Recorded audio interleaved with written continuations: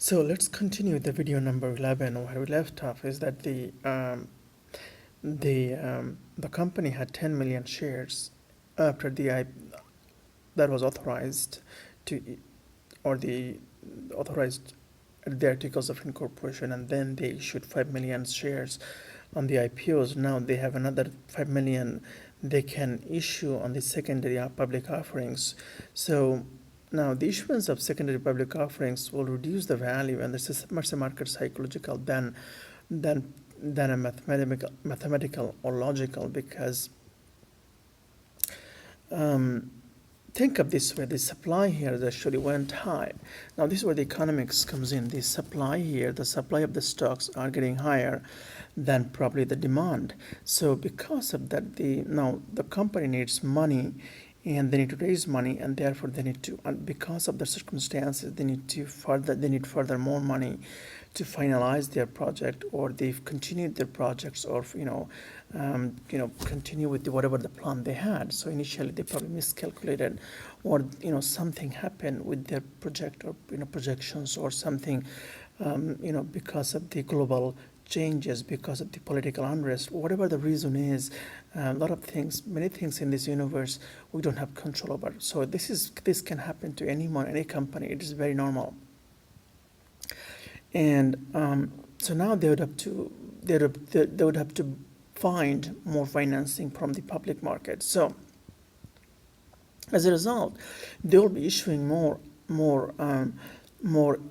shares. They'll sell more shares to the public from the primary market. Now, because the primary market, because the proceeds actually goes to the proceeds from this goes to the as you can see, it goes to the issuing company of the shares, the issuing company of the seller of the shares, right? So because of that, it still trades on the primary market, and the proceed goes to the financee. In this case, the company or the corporation. In our case, it was ABC Corporation. Now, this ABC Corporation now they decided to issue another 5 million shares, the secondary, which is the SPOs, or maybe you could say, perhaps you could say, instead of 5 million, maybe you could say 4 million, so that you don't get confused. So now the second time on this secondary public offering, they decided to issue another $4 million. Now the first time they were selling share for $1 each. Now the market value, assuming that the remaining dollar, for some reason it didn't, the price of the share didn't really go up or down, probably, or it's still trading at $1. Or maybe the changes are very negligible. Maybe it's with about 5% or 10% up or down, or 20% within the range. But whatever it is, so the price hasn't gone up significantly. The market value of the shares, or the trading value in the market, are not significantly different from the book value of the shares. So in this case, the book value was $1 at the very beginning, the issue at the time of issuance of the shares. So now, on the secondary offerings, now obviously the supply curve, now this is where the economics comes in, very handy, because of the supply is very, very, the supply is more. So what happens when the supply is more, the demand is, because the demand may or may have been changed or not, but it will affect the, but it will affect the pricing of that stock, because of the market psychology, because of our thinking. Because you always remember, I said everyone in this universe, they want to buy low, sell high. So let's say, for example, if you go to market, to buy your grocery, you want to buy things at a cheaper cost. When I was a kid, I had to buy, I had to do the grocery for myself.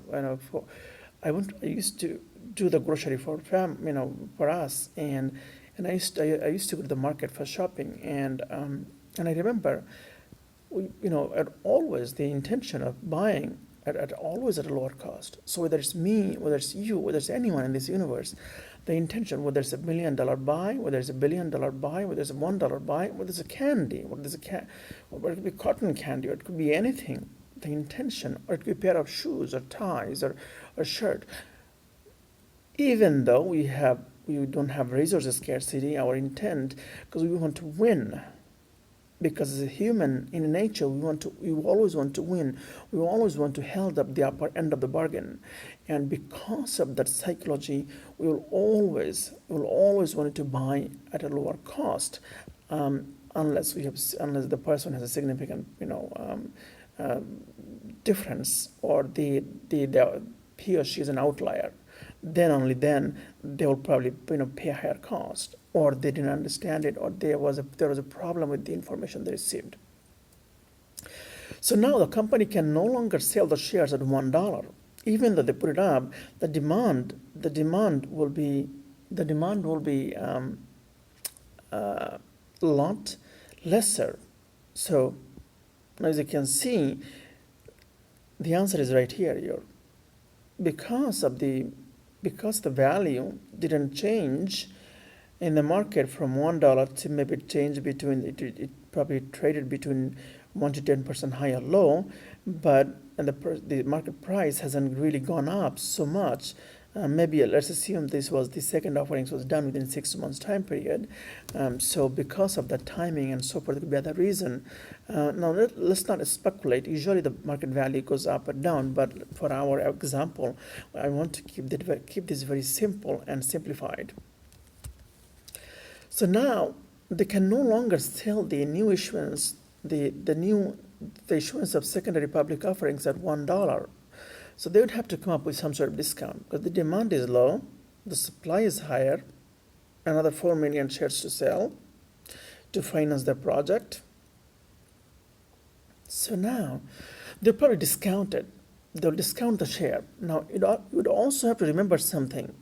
Often there might be some sort of clause if they have a debt issuance, if they have a debt equity covenant, or they also might to retain the to retain or keep control of the company. Often they might have some sort of conditions with the past issuance or the IPOs or something, that they would have the existing shareholders would have first rights of refusal, meaning is that they can choose. So they would be given the rights to buy any of the shares the company that comes out, and they can exercise their rights, or they can simply let it expire. So if they don't decide to pursue their rights, then it would be out of frustration, the rights would expire. So both party would be free to sell, especially the financee would be free to sell the stock, the second issuance, which is the secondary public offerings or SPOs, to the public. Now, see, the fact here is, the interesting part is that because our demand went down, now we can no longer sell that share for $1 because of the market psychology, because of the market behavior, because of the economic condition, because of the supply and demands, because of our nature, our human qualities. We want to, because of all those reasons, it will no longer sell at an equilibrium condition, or at a market value, or at an equilibrium market price, which is, let's assume that was the $1 also. So it won't sell at that price. By force, they would have to discount that probably by 10% or 20%. So now let's assume in our case, so this next 4 million shares, they would sell that at 80 cents per share, right? So at 80 cents, so the 4 million shares, so rather than having 4 million in their pocket, now they're at a loss of $200,000. Not loss, because that's the cost of the financing, if you really look at that, because they had to drop the price to sell that another 4 million shares to obtain the they obtained the 3.8 million dollar of new financing. So now they have 3.8 million, which is, I believe, if I'm not, I don't have a calculator in front of me. Maybe I could try to see. If you bear with me for a second, maybe I should be able to go into my calculator here and see if I could, whether I have a calculator in this. Okay, there it is. Okay, so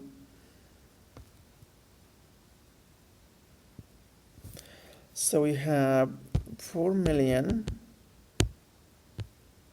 shares trading at 0.8 cents. So that is actually I was incorrect. So it is 3.2 million they would be receiving. So they would be receiving 800,000 less. So now obviously, as you can see, the so now the combine, they would gain 3.2 million plus 4 million from before. That's about 7.2 million. So they raised 7.2 million capital from the equity market, from the public financing. So the cost, now let's assume that the first time the cost was the underwriting cost, and all the other costs to get everything done was $300,000, and now the new cost is let's assume that another $200,000. Now there's a $500,000, $500,000 cost, then cure to raise $7.2 million. Now the cost of $500,000 to raise $7.2 million is actually high. Usually, in a company like this, you would see that they would probably issue more shares, 10 millions, 20 millions. But for our examples, I want to, for you to not to get confused.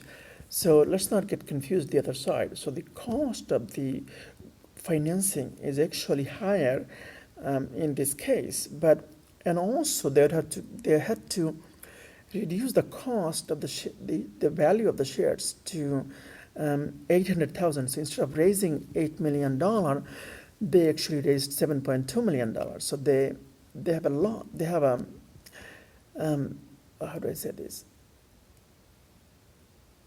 Because the less demand in the market and the more supplies, they had to discount those shares, the second offerings, for $800,000. Now the cost of these shares, the book value of the share, the average book value of the shares would be different. And now, at the very time it was $1 at the initial public offerings. Now this will change. Let's see if I could get that calculator working. It's actually, let's see.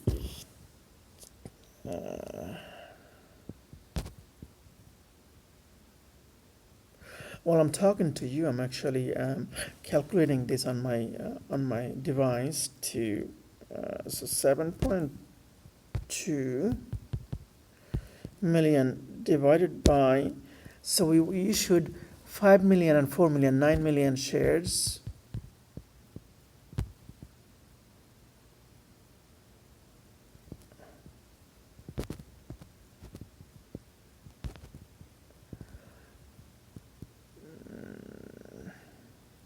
Okay, I don't know if I'm making a mistake somewhere here. It shouldn't be that, because the first one was the, let's clear this off.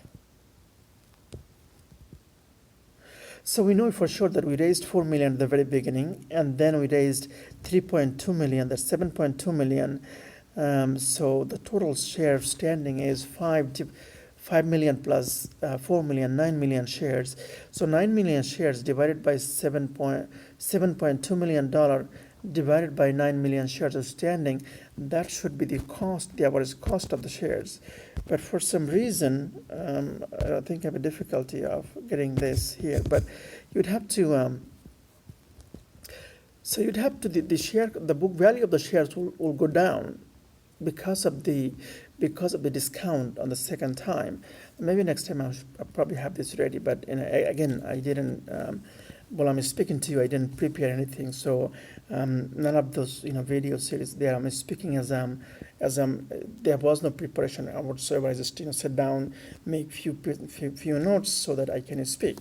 Okay, so now the condition was, I mentioned that why and under what circumstances the company would issue secondary public offerings. So the shortage of the financing could be many other reasons. One of them is that. The second is that they have the difference from, they also talked about how IPOs is different from the SPOs. The difference is because this is the second time they're offering it. This is not the first offerings, and because of the various reason, they actually contain the discounted price, and the other than that, everything is very similar, and they're also traded on the primary market. And the third question was are there any competitive or financial incentive issuing the SPOs than IPOs? Well, basically, you'd have to, there are always pros and cons of new financing. Every time you finance something from the public market, you would have to pay the cost. You would incur cost. This cost could be legal cost, accounting cost, auditing cost, the other costs. So there are various costs that will build into this financing mechanism, right? So the fact is that you want to finance at the very. So when you issue IPOs, you want to make sure that the project you're financing or the money you need, actually you kind of finance slightly more than what you need, and you could probably put into a contra account. There's a legal name for it. I forgot the name. You'd have to excuse me. The money that you are not using, I forgot the name for it. Wow, it's been quite some time, so you'd have to excuse me. It's some sort of. Often lawyers use that for it's like a trust account, but you could keep it there, or you could just simply utilize it. But you could keep them. Financing is done, so you might as well use the money. So they have the option to how to hold this new capital in the financial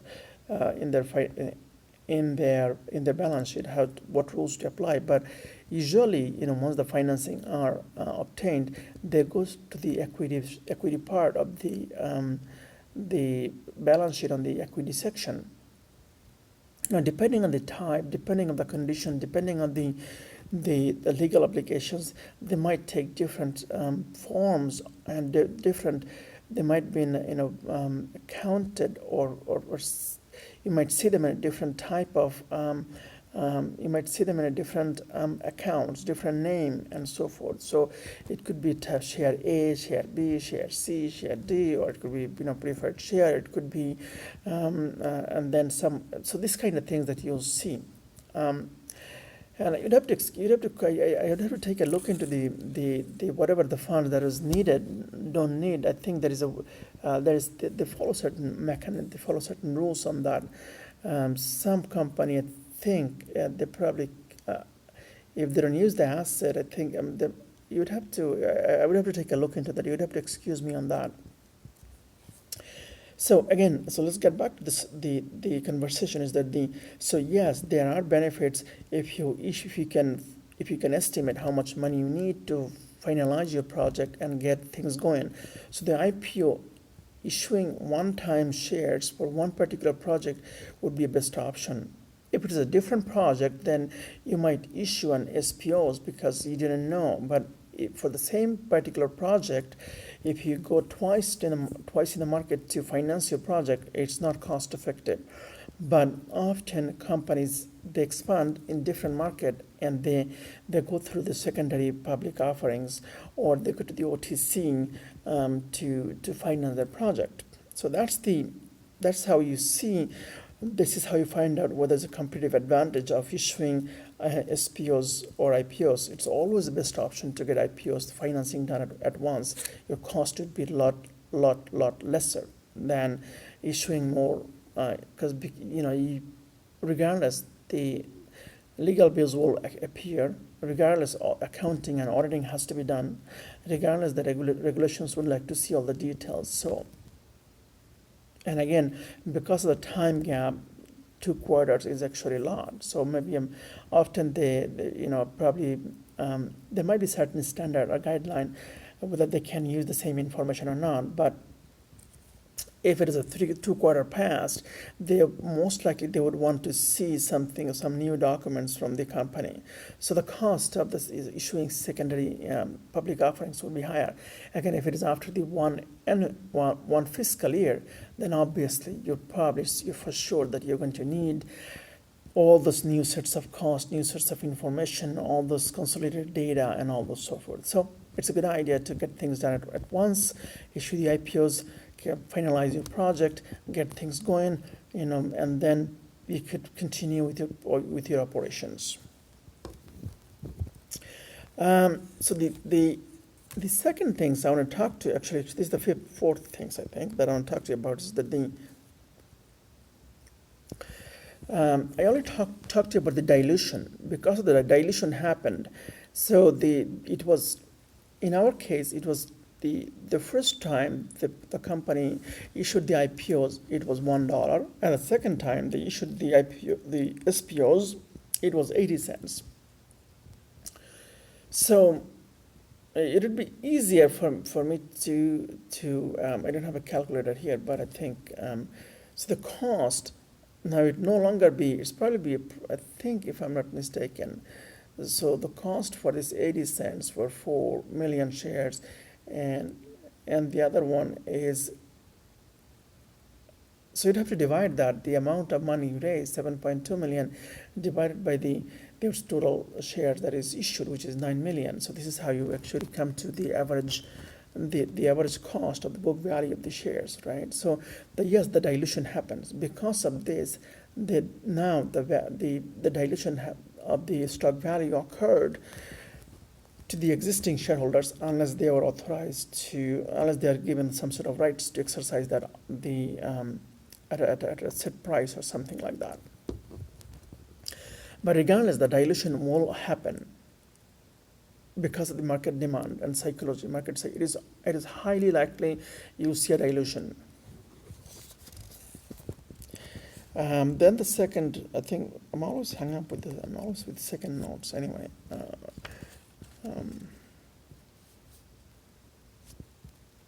What's the next thing I'm going to talk to you about is that okay, so let's get back to I took some snapshot of the company on the NASDAQ. Let's see if I could get them up here.